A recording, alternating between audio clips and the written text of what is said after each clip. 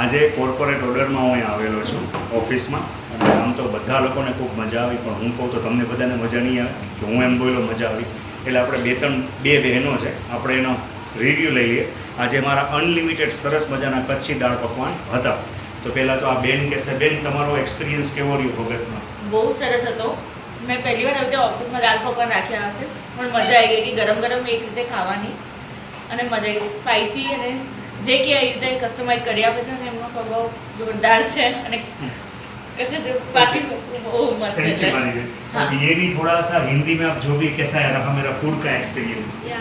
ये मैं first time खा रही हूँ दाल पकवान. ये काफ़ी अच्छा है.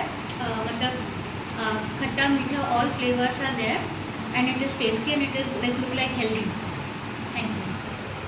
Thank you. આવી રીતે તમે બધા મને પ્રેમ દેતા રહેજો, કારણ કે આજે મને છે ને ભગવાનને થેન્ક યુ કહેવાનું મન થાય. શા માટે ખબર છે?